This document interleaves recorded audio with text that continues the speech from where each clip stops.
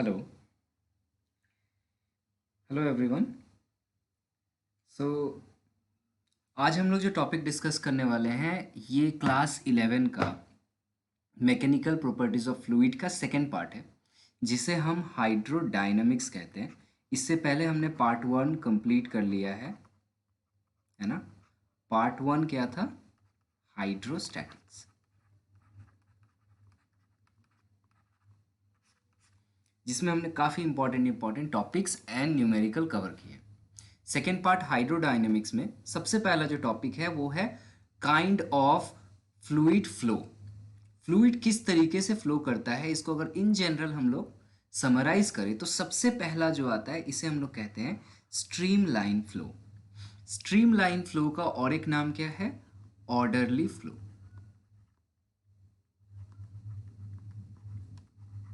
सो नाम से ही आपको समझ में आ गया होगा, ऑर्डरली फ्लो का मतलब जो एक पर्टिकुलर ऑर्डर में फ्लो कर रहा होगा। ठीक है। सो इसका जो मेजर पॉइंट्स है, मैं आपको पॉइंट्स बता दूं। द स्ट्रीम लाइन और orderly flow of a fluid is that flow in which every particle of the fluid flows exactly the path of its preceding particle. तो ये इंपॉर्टेंट एक पॉइंट है हमारे पास। तो हमारे पास सबसे इंपॉर्टेंट पॉइंट क्या है यहाँ से? Every particle of the fluid follows exactly the path of its preceding particle. This is the condition for a streamline flow. Is it okay? And second part is what? That exactly same path of the preceding particle as well as exactly same velocity in magnitude and direction. ठीक है। सो ये भी हम लोग बोल सकते हैं as well as same velocity and same direction. So यहां पर आपको फिगर दिख रहा होगा कि सपोज करो ये एक पार्टिकल, पहले वाला पार्टिकल अगर यहाँ पे है, इसको मैं पार्टिकल ए बोलूँ, इसको पार्टिकल मैं बी बोलूँ, तो ए इस पाथ को फॉलो करके गया है जो आप देख रहे हो, और उसके पीछे का पी जो है वो भी इसी पाथ को फॉलो कर रहा है। जब ए इस पी पॉइंट पे था तो उसका वेलोसिटी वी था और उसका डायरेक्शन यहाँ पे था। जब बी पार्टिकल यहाँ पे आया तो इसका भी सेम वेलोसिटी और सेम डायरेक्शन। जैसे कि यहाँ आप देख रहे हो ये, तो यहाँ पे कोई भी पार्टिकल जो है वो इसी पाथ को फॉलो कर रहा है। So this is called the stream line flow. एक ही स्ट्रीम में फ्लो करता रहता है particle. I hope now it is clear. So what is stream line flow?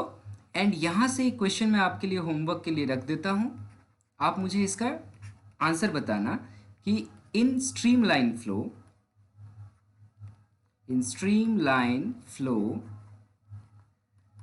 no two streamlines intersect each other. So this is very important statement and you have to justify why. आपको ये justify करना है कि ऐसा क्यों होता है कि कभी भी स्ट्रीमलाइन फ्लो में दो स्ट्रीमलाइन एक दूसरे को इंटरसेक्ट नहीं करते हैं। तो इसका एक सिंपल सा आंसर आप समझ सकते हो अगर आपको वेक्टर पता हो तो। मैं आपको चलो एक ओवरऑल बता देता हूँ, इसका स्टेटमेंट आप लिख के मुझे भेजना कि अगर ये एक स्ट्रीमलाइन है और ये दूसरा स्ट्रीमलाइन है, ठीक है, और अगर ये एक दूसरे को इंटरसेक्ट करेगा तो at the intersection point P आप वेलोसिटी का डायरेक्शन कैसे निकालोगे? ठीक है। For the first stream line velocity का डायरेक्शन ऑलवेज टेंजेंशियल होता है, तो वेलोसिटी का डायरेक्शन इधर आएगा v। अगर मैं इसे स्ट्रीम लाइन ए बोलूँ, इसे बी बोलूँ, तो ये वी ए होगा। और स्ट्रीम लाइन बी के लिए इसी पॉइंट पे जो डायरेक्शन होगा इसका टेंजेंशियल कंपोनेंट इधर होगा, that is v b. So direction of a particle at a point is different, जो कि कभी पॉसिबल नहीं है, which is not possible.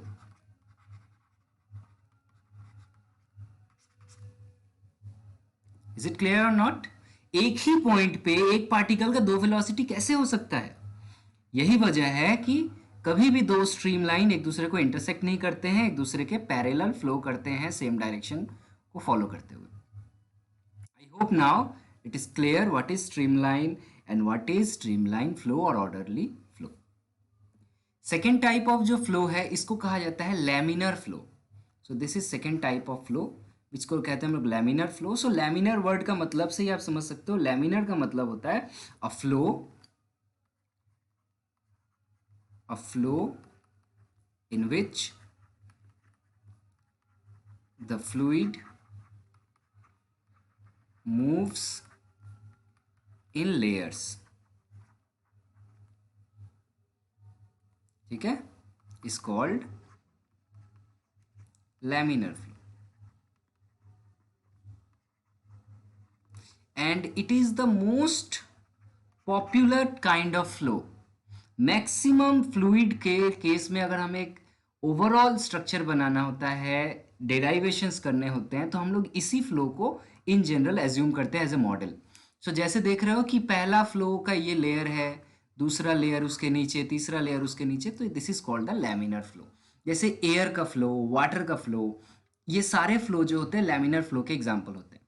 हम लोग अगर एज्यूम कर ले कि ये रिवर है और ये रिवर का बेस है, तो इसके ऊपर ये जो वाटर फ्लो करता है ये हम लोग एज्यूम करते हैं कि लेयर बाय लेयर करता है. सबसे पहले इस बेस के पास जो लेयर है वो स्लो मूव कर रहा है क्योंकि ये सरफेस से अटैच्ड है. इसके ऊपर का लेयर उससे फास्ट मूव करता होगा, उसके ऊपर का लेयर उससे फास्ट मूव करता होगा. So this are layer by layer structure. So this is layer 1, this is layer 2 and so on. So this kind of flow is called laminar flow. अच्छा, laminar flow के बीच में अगर कोई disturbance आ जाए तो क्या होगा?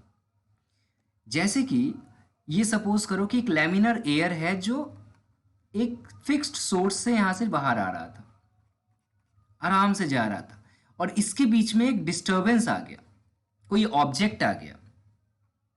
ऑब्जेक्ट आने की वजह से ये लैमिनर जो फ्लो था ये बहुत सारे पार्ट में डिवाइड होकर जिगजैग हो जाएगा और उसमें एक सर्कुलर मोशन आ जाएगा वगैरह वगैरह. जैसे कि फैन का हवा जो होता है या फिर कोई तेज हवा आ रहा है उसके सामने कोई ऑब्जेक्ट अगर आ जाए, तो वो जो थर्ड काइंड ऑफ मोशन हो जाता है फ्लूइड का, that is called turbulent flow.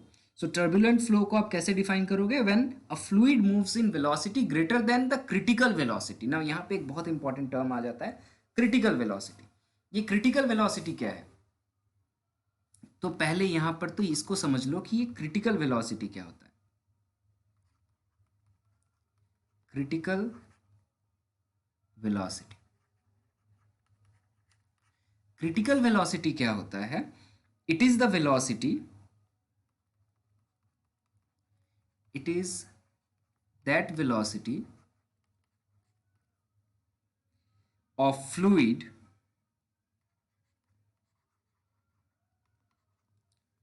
up to which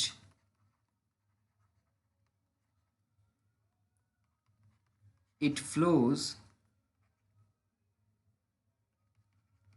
in a streamline and above which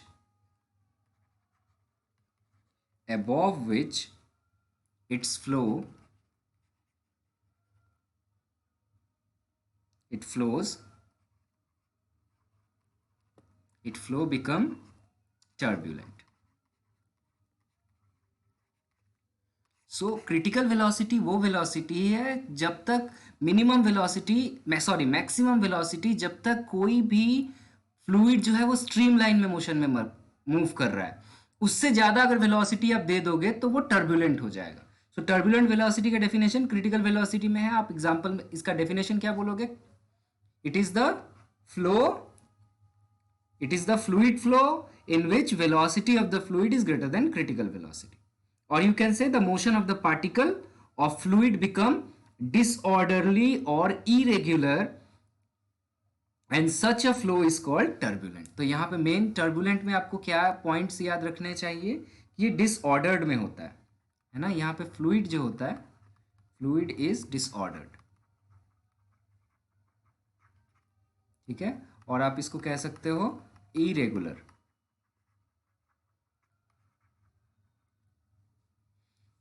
okay, so this is called turbulent flow. So आपको ये तीनों फ्लो समझ में आए। स्ट्रीमलाइन फ्लो इसी से रिलेटेड है लैमिनर फ्लो, और इन दोनों से अलग है टर्बुलेंट फ्लो।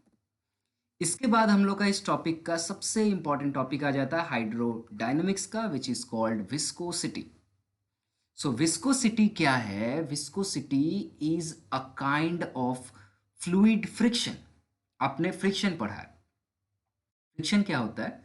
आपने पढ़ा है कि जब कोई भी सब्सटेंस किसी एक दूसरे सब्सटेंस के सरफेस से मूव करता है तो उसको रिटर्न में एक ऑपोजिट फोर्स फील करना पड़ता है। स्टैटिक फ्रिक्शन, काइनेटिक फ्रिक्शन हमने पढ़ा था। उसी तरह फ्लूइड के अंदर एक इंटरनल फ्रिक्शन काम करता है। उस प्रॉपर्टी को हम लोग कहते हैं विस्कोसिटी। जिसको अगर डिफाइन करें तो क्या कहेंगे हम लोग?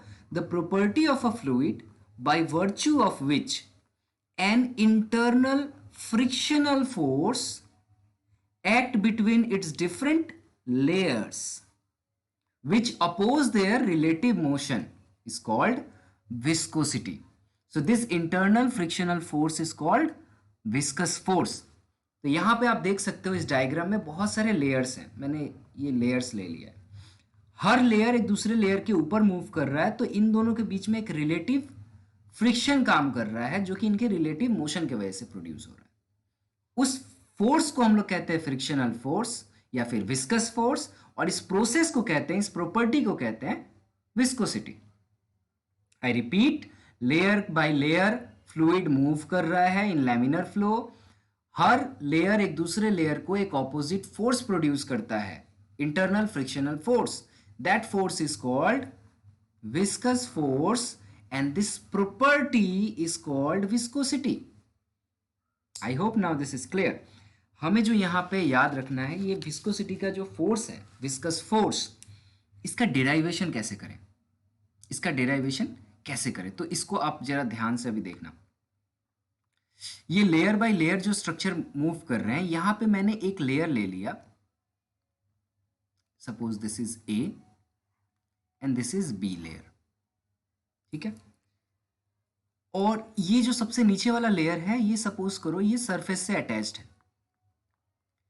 तो सरफेस अगर जीरो वेलोसिटी के साथ है तो ये लेयर जो जस्ट इसके सरफेस से टच्ड है, इसका भी वेलोसिटी जीरो हो जाएगा, क्योंकि सरफेस पे एकदम चिपका हुआ है, सरफेस नहीं मूव कर रहा तो वो भी नहीं मूव कर रहा है। जैसे जैसे हमारा लेयर जो ऊपर बढ़ते जाता है, मैं कह सकता हूं कि यहां ऊपर जाते जाते वेलोसिटी जो है हमारा इंक्रीज करेगा।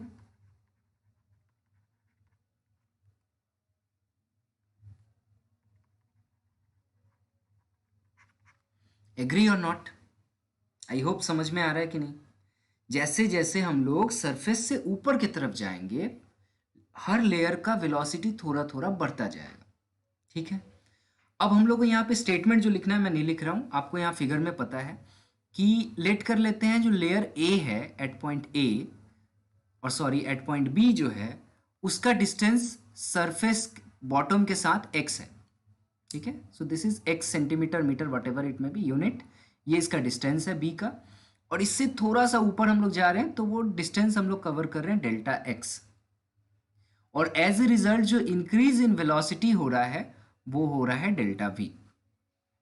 ये स्टेटमेंट क्लियर है या नहीं? आपको स्टेटमेंट लिखना है एग्जाम में। I repeat, the bottom layer which is attached to the surface of the body, there the velocity of layer is 0.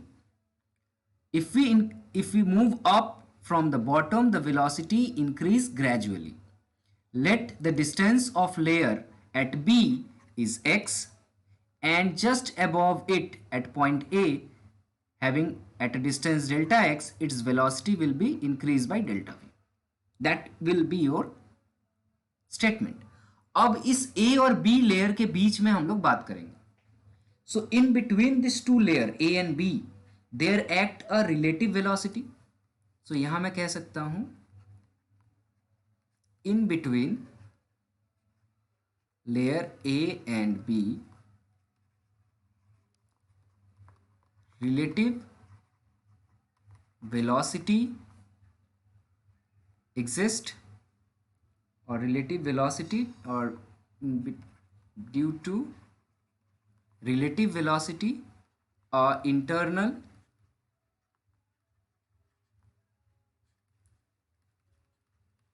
frictional force acts ए और बी लेयर के बीच में एक रिलेटिव वेलोसिटी है जिसके वजह से एक इंटरनल फ्रिक्शनल फोर्स या फिर विस्कस फोर्स एक्ट्स कर रहा है. That force F is directly proportional to the area of each layer.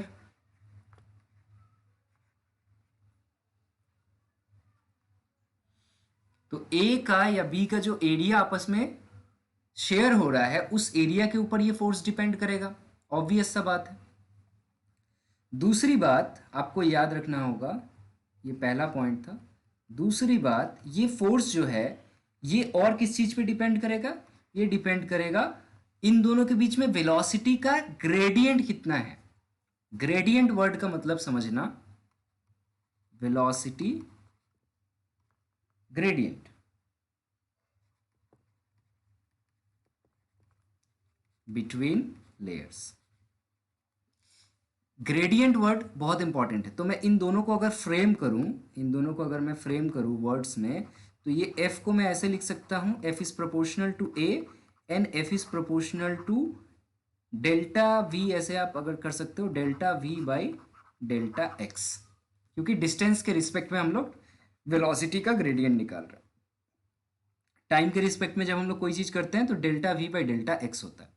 और आप लोगों ने डिफ्रेंशिएशन पढ़ा होगा कि जब ये डेल्टा x बहुत छोटा होता है, टेंस टू जीरो होता है, तो हम लोग delta v by delta x को लिख सकते हैं dv बाई dx. ये आपने डिफ्रेंशिएशन में पढ़ा होगा. तो क्या मैं फिर से इसको एक बार रीराइट करूं? That f is proportional to a and f is proportional to dv by dx. So from the law of variation, left hand side में एक ही चीज है तो एक बार लिखते हैं और राइट हैंड साइड को मल्टीप्लाई कर देते हैं. तो ये हमारा आ गया. अब यहाँ पे हम लोग कॉम्बाइन करने के बाद प्रोपोर्शनलिटी कांस्टेंट को अगर रिमूव करेंगे, इक्वल टू लाएंगे, तो यहाँ एक कांस्टेंट आएगा. So that constant is called eta, eta A dv by dx, जहां पे इस ईटा को कहा जाता है coefficient of viscosity. So this is very very very important property of any fluid. किसी भी प्रॉपर्टी का विस्कोसिटी उसके कोएफिशिएंट ऑफ विस्कोसिटी से माना जाता है, ना कि एफ फोर्स से. तो ये आप समझ लेना, ये बहुत ज़रूरी है. बच्चे कंफ्यूज होते हैं कि एफ से माना जाएगा या ईटा से माना जाएगा. तो ये ईटा जो है, इसी से कोई भी फ्लूइड ज़्यादा विस्कस है या कम विस्कस है ये पता चलता है. जिसका ईटा का वैल्यू ज़्यादा होगा वो ज़्यादा विस्कस होगा. As simple as that. तो हम लोग यहाँ बोल सकते हैं eta is property of fluid which explain about its viscosity. कोई भी फ्लूइड कितना विस्कस है ये एक्सप्लेन करता है उसका ईटा. जैसे यहाँ आप देख सकते हो वाटर के लिए एट 20 डिग्री सेल्सियस विस्कोसिटी, अगर हम लोग बोल रहे हैं विस्कोसिटी, तो मतलब विस्कोसिटी का मतलब ही होता है ईटा का वैल्यू हम लोग कैलकुलेट कर रहे हैं. विस्कोसिटी और कैसे मापेंगे हम, ठीक है. तो एक अगर डेफिनेशन आपको मैं बोलूं कि ईटा का अगर क्वांटिटेटिव डेफिनेशन आप बताओ तो आप कैसे बताओगे? तो आप लोगों को मैंने बताया है डेफिनेशन कैसे बनाया जाता है. सो आप वैसे डेफिनेशन बना सकते हो. ईटा को सेपरेट कर लो. सो ये हो जाएगा force divided by area into dv by dx। सो ईटा का डेफिनेशन हम लोग कैसे कर सकते हैं? ईटा का डेफिनेशन क्या हो जाएगा आपका? व्हेन फोर्स को आप 1 न्यूटन ले लो, और सॉरी फोर्स को आप मत लो, व्हेन चलो ले सकते हो, एरिया को मैंने ले लिया 1 यूनिट, अब सेंटीमीटर स्क्वायर लो या मीटर स्क्वायर लो, जो भी हो, यूनिट ले लिया मैंने, और dv बाई dx को भी मैंने क्या कर लिया? यूनिट पकड़ लिया, मतलब 1 पकड़ लिया, 1 यूनिट। सो इस कंडीशन में ईटा जो हो जाएगा वो फोर्स के बराबर आ जाएगा।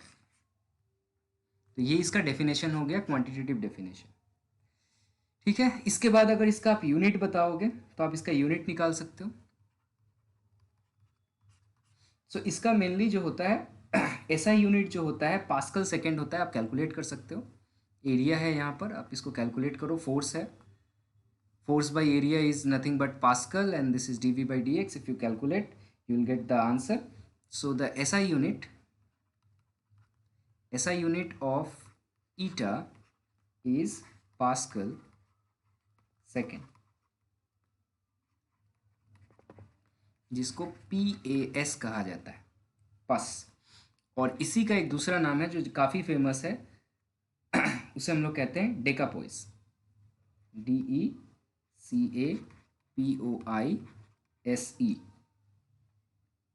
Okay, so this is called decapoise. Remember, this is very very important, so I mark it with red color. 1 decapoise is equal to 1 Newton second per meter square. So SI unit जो है डेकापोइज होता है।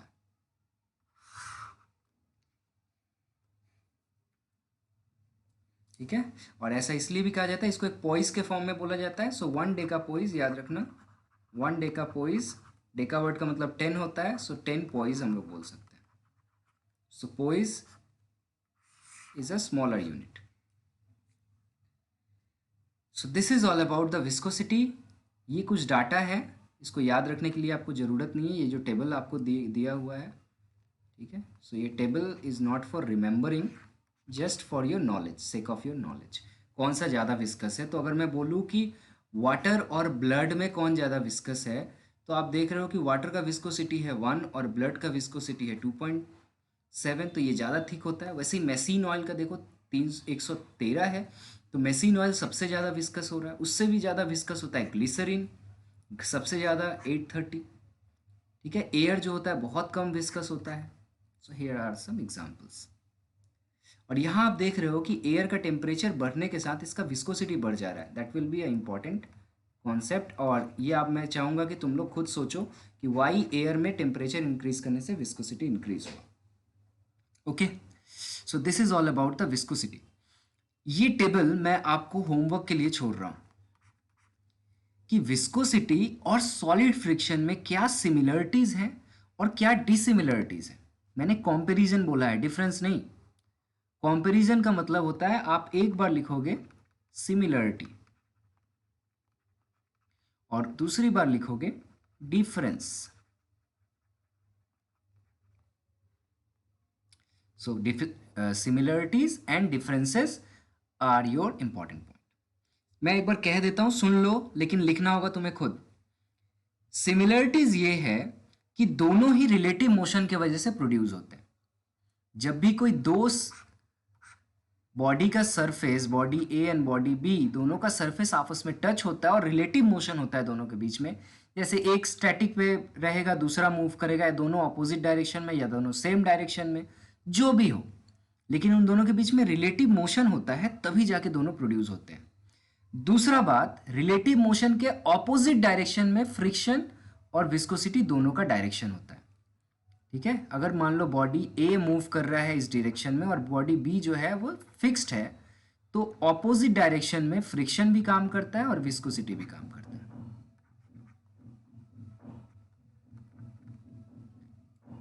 ये similarities हैं। और दूसरा बात हम लोग बोल सकते हैं कि दोनों जो है मॉलिक्यूलर फोर्सेस के वजह से प्रोड्यूस होते हैं। डिफरेंस क्या है, ये याद रखना कि विस्कोसिटी जो है वो एरिया ऑफ लेयर पे डिपेंड करता है, जो कि हम लोगों ने यहाँ देखा, ये एरिया पे डिपेंड करता है, जबकि फ्रिक्शनल फोर्स एरिया पे डिपेंड नहीं करता था। दूसरा बात, ये रिलेटिव वेलोसिटी पे भी डिपेंड करता है विस्कोसिटी, जबकि सॉलिड फ्रिक्शन रिलेटिव वेलोसिटी पे डिपेंड नहीं करता था। तो मैंने ये बातें कह दी हैं, आप वीडियो को बार बार रिपीट करके इस कॉलम को फिल करोगे, ये आपका होमवर्क है। नेक्स्ट जो है वो है Stokes law. This will be again a very very important topic. So Stokes law is actually related with laminar flow as well as viscosity, दोनों को कॉम्बाइन करके बनता है। ठीक है, यहाँ राइट साइड में एक फिगर आपको दिख रहा होगा, ये फ्लूइड भरे हुए हैं लेयर बाय लेयर, और सपोज करो इसमें एक बड़ा सा बॉल, मेटालिक बॉल हो या कुछ भी बॉल हो, जिसका सरफेस काफ़ी स्मूथ हो, रफ नहीं हो, काफ़ी स्मूथ सरफेस है इसका। ध्यान से सुनना, एक स्फेरिकल बॉल जिसका सरफेस काफ़ी स्मूथ है और इसका डेंसिटी इस फ्लूइड के डेंसिटी से ज़्यादा है। तो मैंने क्या क्या कहा, पहला पॉइंट जो याद रखना है अपना, कि body surface should be smooth, ये पहला कंडीशन होना चाहिए। दूसरा कंडीशन क्या होना चाहिए, कि जो मैं मीडियम ले रहा हूं ये होमोजीनियस होना चाहिए। तो ये जो विस्कस मीडियम है,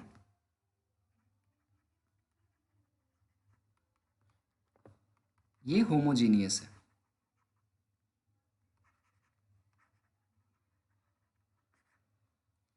होमोजीनियस का मतलब, जैसे अगर ये ग्लिसरीन है तो ये प्योरली ग्लिसरीन ही है, इसमें दूसरा कुछ नहीं डाला हुआ है। वाटर है तो पूरा वाटर है, ऐसा नहीं कि कोई चीज़ मिक्स किया हुआ है इसमें, प्योर फॉर्म है और हर जगह उसका प्रॉपर्टी एक जैसा है। जैसे इस जगह पे जो प्रॉपर्टी होगा इस जगह पे भी वही प्रॉपर्टी होगा, यहाँ भी वही प्रॉपर्टी होगा, everywhere same property. This kind of medium is called the homogeneous medium. Homo मतलब एक, जीनियस मतलब तरह, homogeneous, so everywhere it behaves similar. So ये दो पॉइंट होने चाहिए। और थर्ड चीज़ हमने यहाँ एज्यूम किया है कि जो बॉडी है वो स्फेरिकल है। ठीक है, अगर हम लोग एज्यूम कर ले, ये मेन दो बातें अगर हम लोग यहाँ पे एज्यूम कर ले, तो ये बॉडी जब इस फ्लूइड के अंदर नीचे जाएगा तो due to gravity gravitational force इस पे नीचे की तरफ काम करेगा, जो उसको नीचे की तरफ ड्रैग करके लेके जाएगा। यस और नो? और दूसरा चीज होगा कि इस बॉडी का फ्रिक्शनल फोर्स, या फिर हम लोग कहें कि विस्कस फोर्स, इसको नीचे जाने में प्रॉब्लम क्रिएट करवाएगा। ऐसा इसलिए क्योंकि इसका लेयर देखो एक दूसरे से चिपका हुआ था, आप जब भी इसको नीचे भेजोगे तो इसका ये जो लैमिनर फ्लो है फ्लूइड का, या फिर हम लोग कह सकते हैं स्ट्रीम लाइन फ्लो, ये कोशिश करेगा इसको नीचे नहीं जाने देने का।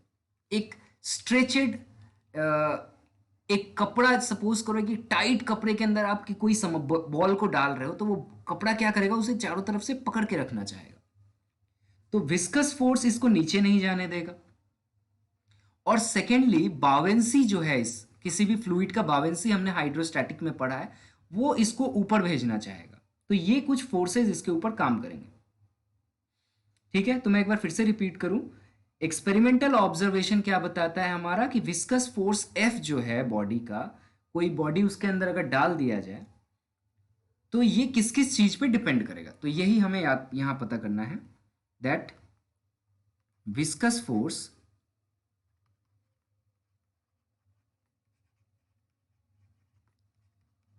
F acting on a small sphere of radius, इसका पकड़ लो, radius, sorry, yeah, radius r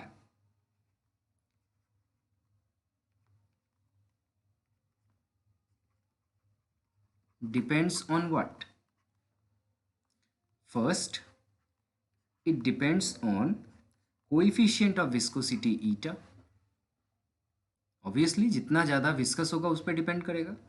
दूसरी बात, ये डिपेंड करता है रेडियस ऑफ द बॉल। जितना बड़ा बॉल होगा उतना ज़्यादा सरफेस एरिया कवर करेगा और एज ए रिजल्ट उतना ज़्यादा विस्कस फोर्स उस पर काम करेगा। Agree or not? और तीसरा जो है वो ये डिपेंड करता है इसके बॉडी का जो वेलोसिटी है डाउनवर्ड उस पर डिपेंड करता है। तो ये मैं कह सकता हूँ वेलोसिटी ऑफ बॉडी, और that is actually called terminal velocity. थोड़ी देर बाद हम लोग इसको पढ़ेंगे टर्मिनल वेलोसिटी क्या होता है। तो ये जो वेलोसिटी नीचे की तरफ आ रहा है this is called terminal velocity, और सिंपली भी लिखो, कंफ्यूज नहीं होना है। So this is terminal velocity. Is it clear? तो अगर मैं ओवरऑल इनको कॉम्बाइन करूं तो आप क्या बोल सकते हो, f is proportional to eta are and v. Actually इसका आप चाहो तो पावर में ए बी सी ऐसे बिठा सकते हो, उसके बाद ए बी सी को यूजिंग डायमेंशनल एनालिसिस करके कैलकुलेट कर सकते हो। ए बी सी तीनों वन आएगा, तो मैं यहाँ नहीं लिख रहा हूँ, उतना कॉम्प्लिकेटेड नहीं कर रहा हूँ मैं। ठीक है, मैंने क्या कहा, अगर आपको नहीं समझ में आया, मैं बोल रहा हूँ कि इसके पावर में कितना होगा ये आप चाहो तो ए बी सी लिख सकते हो, और finally left hand side right hand side का डायमेंशन चेक करके उसको नलीफाई कर सकते हो। लेकिन इतना कॉम्प्लिकेटेड नहीं करेंगे, फाइनली ए और बी और सी तीनों वन आएगा, इसीलिए मैं छोड़ देता हूँ। सो ईटा आर एंड वी ये तीन चीज़ पे इसका वैल्यू डिपेंड कर रहा है। जैसे वहाँ हमने किया था यहाँ भी करेंगे, प्रोपोर्शनलिटी कांस्टेंट हटाएंगे, सॉरी प्रोपोर्शनल का साइन हटाएंगे तो एक कांस्टेंट आएगा, suppose that constant is K eta are and V. By experiment इस के का वैल्यू निकाला जाता है, ठीक है ना। तो फ्रॉम एक्सपेरिमेंट, एक्सपेरिमेंट से पता चलता है,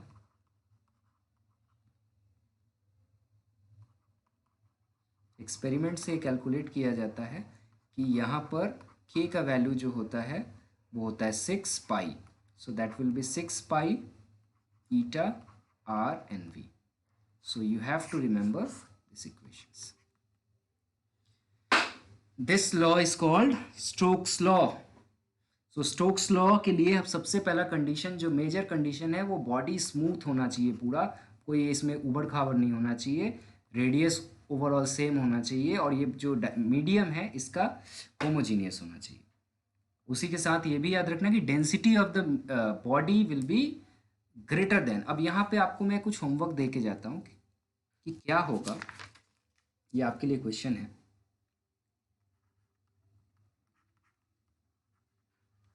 What happen when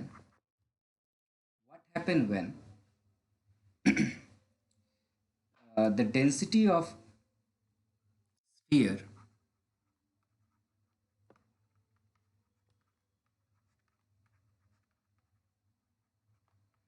be less than density of fluid? मतलब इस फ्लूइड के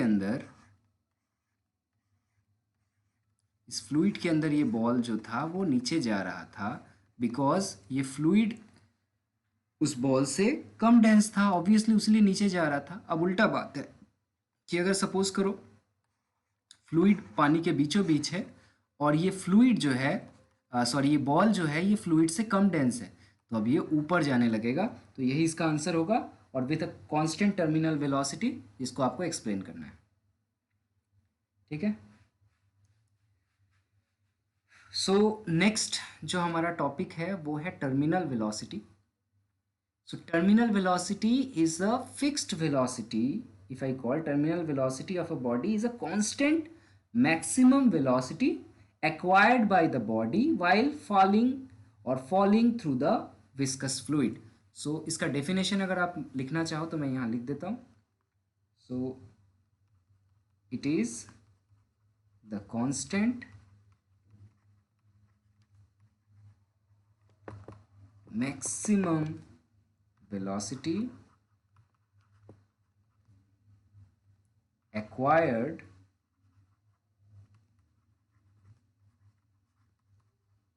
the body while falling through a viscous fluid। तो आप देख रहे हो यहाँ पे डायग्राम में कि एक विस्कस फ्लूइड के अंदर ये बॉडी मूव कर रहा है। यहाँ पे लिक्विड का डेंसिटी है रो एल और इस बॉडी का डेंसिटी है रो एस।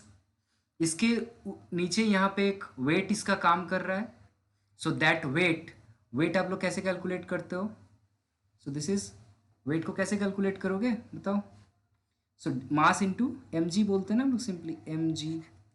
तो एम के जगह मैं क्या लिख सकता हूँ? रो इंटू वी लिख सकता हूँ एम के जगह। So that is row into V और जी के जगह जी है। और ये इस बॉडी का है इसीलिए रो एस और वॉल्यूम जो है इस बॉडी का वी है। हो गया? Is it clear? वेट को कैसे लिखा गया है, रो एस वी जी क्यों लिखा गया है? दूसरा, इसके ऊपर एक अपवर्ड फोर्स काम करता है जो कि होता है बावेंसी। ठीक है, B stand for buoyancy. So buoyancy force इसके ऊपर की तरफ काम करता है। बावेंसी फोर्स आप कैसे कैलकुलेट करोगे? ये आपको पता है, रो वही होता है, that is equal to again इस बॉडी का एम और होगा, लेकिन इस वक्त जो एम होगा वो रिस्पॉन्सिबल होगा ड्यू टू वाटर और ड्यू टू लिक्विड। कितना लिक्विड ये डिस्प्लेस किया है इनटू जी। सो लिक्विड का डेंसिटी यहाँ पर होगा एंड वॉल्यूम होगा। Volume that is equivalent to, हमें पता है कि बॉडी का जितना वॉल्यूम होगा उतना ही वॉल्यूम लिक्विड का डिस्प्लेस होता है, तो इसको भी वी रखते हैं और जी के जगह जी होगा। तो ये क्लियर हुआ कि नहीं? Buoyancy is equal to rho L V G क्यों आया? आपको याद होगा आर्किमिडीज प्रिंसिपल, कोई भी बॉडी अगर पानी में डुबोया जाता है तो अपने वॉल्यूम के बराबर का वॉल्यूम वाटर डिस्प्लेस करता है, इसीलिए दोनों में वॉल्यूम भी सेम रखा गया है, कंफ्यूज नहीं होना है। ठीक है, और दूसरा फोर्स जो ऊपर की तरफ काम कर रहा है वो स्टोक्स लॉ की वजह से, विस्कोसिटी की वजह से काम कर रहा है। So from the Stokes law we know that viscous force is 6 pi eta R V. Is it clear और not? And from equilibrium, at equilibrium क्या होगा? Gravitational force is equal to buoyancy force plus viscosity force. आपको पता ही है, ये free body diagram में आपने सीखा था। तो यहाँ पे सारे वैल्यूज पुट कर दो, ग्रेविटी के जगह ग्रेविटी वाला, बावेंसी के जगह बावेंसी वाला, विस्कोसिटी की जगह विस्कोसिटी वाला। एंड उसके बाद यहाँ से जो वेलोसिटी था हमारा, जो हमारा विस्कोसिटी में आता था, ये टर्मिनल वेलोसिटी आप कहते थे, इसको याद होगा। इसको सेपरेट कर लो अलग, तो ये टर्म मैंने सेपरेट किया, बाकी को इधर भेज दिया। और वेलोसिटी, इसका वॉल्यूम कितना होगा? 4/3 पाई आर क्यूब, इसको बिठा दिया और यहाँ से ये 6 पाई ईटा आर को नीचे डिवाइड कर दिया। तो ये डिवाइड करने के बाद फाइनली जो एक्सप्रेशन आया है आप इसको याद रख लेना, काफ़ी इंपॉर्टेंट है। This is called expression for terminal velocity. Numerical पूछे जाते हैं यहाँ से, और इसका डेराइवेशंस पूछता है कि derive v is equal to 2/9 eta rho S minus rho L R square G. तो आई होप समझ में आया होगा टर्मिनल वेलोसिटी क्या है, कैसे इसको डिराइव करते हैं। सो एक दो बार ये खुद प्रैक्टिस करोगे आप लोग, एकदम क्लियर हो जाएगा। बहुत सिंपल है। मैंने यहाँ पे स्टेटमेंट नहीं लिखा, स्टेटमेंट इसलिए मैंने नहीं लिखा क्योंकि मैंने पूरा एक्सप्लेन कर दिया है आपको। ठीक है, स्टेटमेंट आप खुद लिख सकते हो। A body of a body or sphere, okay, metallic sphere or whatever it may be, solid sphere whose density is rho s, falling in a viscous medium of density rho l. ठीक है, so the downward force is created due to gravity is equal to this much, and upward force is produced due to buoyancy is this much, and due to viscosity from the Stokes law is this much. So at equilibrium we know that this. So that will be your homework to derive it. Next principle is called Bernoulli's principle. ठीक है, बार्नौलीज का जो principal है ये बड़ा काम का चीज़ है, यहाँ से इसका एप्लीकेशन बहुत पूछा जाता है। ये सुनने में बड़ा अजीब लगता है, बार्नौलीज प्रिंसिपल है क्या, कॉम्प्लिकेटेड सा, पर ओवरऑल ये बड़ा ही आसान सा चीज़ है। ठीक है, सो बार्नौलीज प्रिंसिपल को बहुत टाइम थ्योरम भी लिखा जाता है, so don't confuse. Okay, this is also called theorem, Bernoulli's principle और बार्नौलीज थ्योरम। ठीक है। सो डेनियल बर्नौली जो है वो 1738 में इस थ्योरम को स्टेब्लिश किए थे। ठीक है। और इसके लिए उन्होंने पहले बताया था दो चीज कि जो फ्लूइड होना चाहिए, द फ्लूइड इज परफेक्टली, ठीक है, परफेक्टली इनकॉम्प्रेसिबल।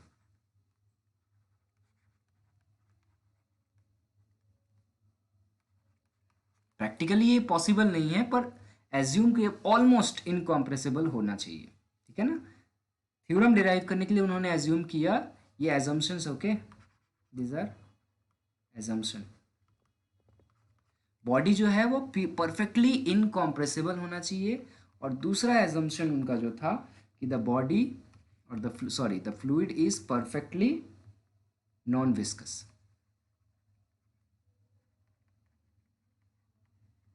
विस्कस लोगे तो एक बड़ा सा डेराइवेशन होगा। सिंपल बनाने के लिए जो फ्लूइड है उसको नॉन विस्कस पकड़ा गया, और उसके बाद यूज किया गया सबसे आसान चीज, that is called use the principle of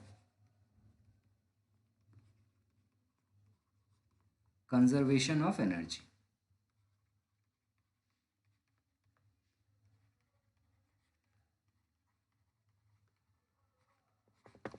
so law of conservation of energy जो है उसको बस यहाँ पे ये दो चीज करने के बाद आप एज्यूम कर लो, तो वो हमारा कहता है for stream line flow of an ideal fluid. ये आइडियल फ्लूइड का मतलब ये होता है, याद रखना, मैं जब भी बोलूंगा ideal fluid, so ideal fluid का ये दो कंडीशन है, हमेशा याद रखोगे। आइडियल फ्लूइड मतलब जो इनकॉम्प्रेसिबल हो और नॉन विस्कस हो। सो मैं स्टेटमेंट लिख दूं कि for the stream line, yes it is again for streamline motion, okay, streamline flow of an ideal fluid, the sum of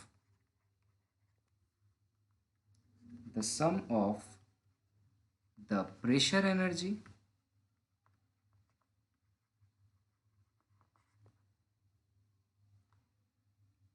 energy kinetic energy and potential energy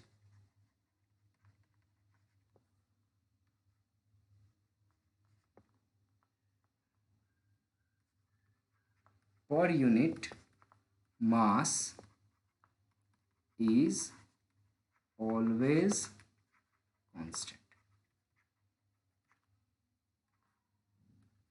This is the Bernoulli's theorem और Bernoulli's principle। किसी भी stream line flow के लिए अगर कोई ideal fluid है तो उसके तीन एनर्जी का सम हमेशा कांस्टेंट होता है। पहला एनर्जी होता है pressure energy per unit mass. So मैं एक एक करके लिखूं, आसान होगा समझने में। पहला है प्रेशर एनर्जी पर यूनिट मास। तो इसको अगर मैं लिखूं P बाई रो तो क्या चलेगा? ऐसा क्यों लिखा मैंने, अब कंफ्यूज मत होना, कंफ्यूज नहीं होना है, मैं सिंपल करता हूँ, चलो सिंपल करता हूँ। Pressure energy is nothing but PV. Thermodynamics में पढ़ा है ना हमने, pressure into volume is equal to what, energy का यूनिट होता है। So PV is pressure, pressure energy, और बाई मास कर दोगे तो ये pressure energy per unit mass हो जाएगा। अब देखो, मास बाई वॉल्यूम जो होता है वो होता है डेंसिटी, तो मैं इसको ऐसे लिख सकता हूँ p m by v. So p हो जाएगा और नीचे एम बाई वी को मैं क्या कह सकता हूँ, डेंसिटी कह सकता हूँ। So this is p by rho. Agree or not? Simple, समझ में आया होगा, आई होप सो। ठीक है। दूसरा जो एनर्जी है वो क्या है, वो है हमारा kinetic energy. Kinetic energy per unit मास। नाउ काइनेटिक एनर्जी तो सबको पता है, काइनेटिक एनर्जी क्या होता है, हाफ mv², और डिवाइडेड बाई आपको m कर देना है क्योंकि पर यूनिट मास पकड़े हो, सो इसका वैल्यू आ जाएगा हाफ v²। समझ में आया होगा। तीसरा जो एनर्जी था वो था potential energy.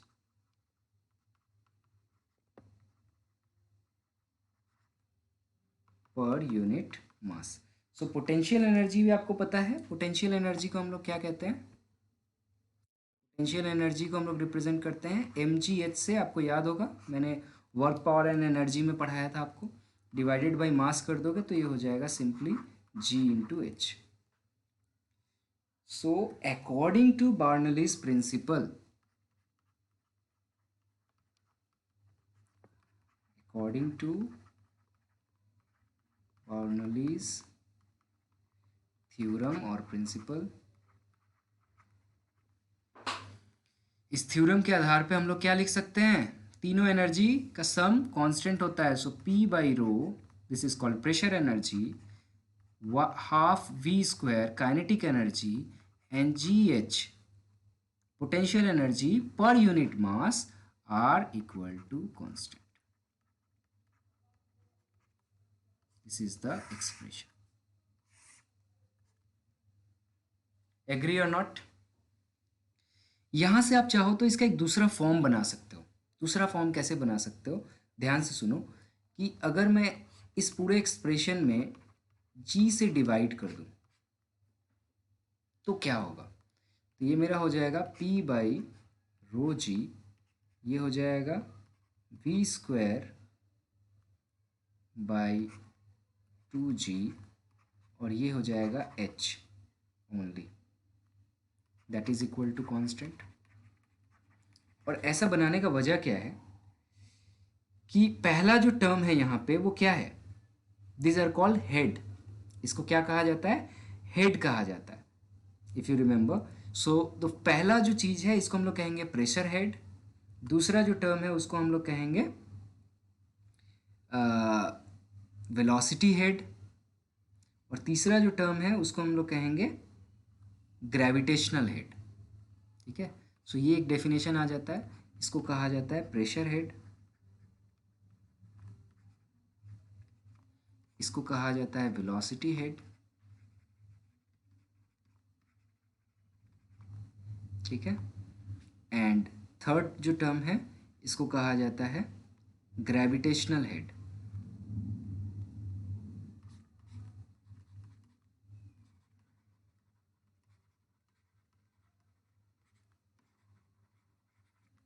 So sum of pressure head, velocity head and gravitational head is equal to constant.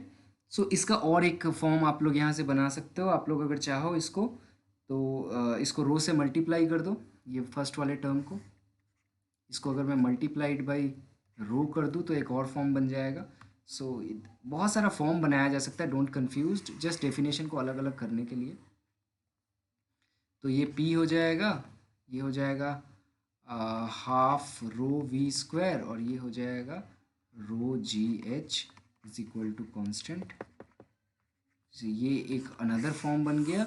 यहाँ पे हम लोग इसको कह सकते हैं pressure energy per unit volume. ये फर्स्ट टर्म जो है, एक एक टर्म का बस आपको नाम पता होना चाहिए। तो ये है हमारा pressure energy per unit volume, PV/V, isn't it? ये हो गया मेरा प्रेशर एनर्जी पर यूनिट मास की जगह पर यूनिट वॉल्यूम। दूसरा टर्म जो है ये काइनेटिक एनर्जी है per unit volume, if you remember. So kinetic energy को V से डिवाइड करके देखो, हाफ रो v² आ जाएगा, kinetic energy per unit volume. और ये थर्ड वाला जो है potential energy per unit volume है। This is potential energy per unit. So इन तीनों में से कोई भी अब डेफिनेशन आप बोल दोगे, so that is your Bernoulli's theorem. Okay, next है application of Bernoulli's theorem in atomiser और स्प्रे पंप। ठीक है, and why the roof of house are blow off during the storms. इस तरह के क्वेश्चंस पूछे जाते हैं। पैरेलल मोशंस ऑफ बोट, दो बोट अगर फ्लो करते रहते हैं वो पास क्यों आ जाते हैं एक दूसरे से पैरेलल फ्लो करते वक्त। ठीक है, और कुछ साइंस एक्सपेरिमेंट। एयर विंग जो होता है, एरोप्लेन का विंग, वो इस तरीके से क्यों बनाया जाता है, ठीक है, फॉयल के फॉर्म में। तो ये कुछ इसके एप्लीकेशन है जो मैं आपको एज ए जा रहा हूँ, इसको आप कंप्लीट करोगे। That will be your homework.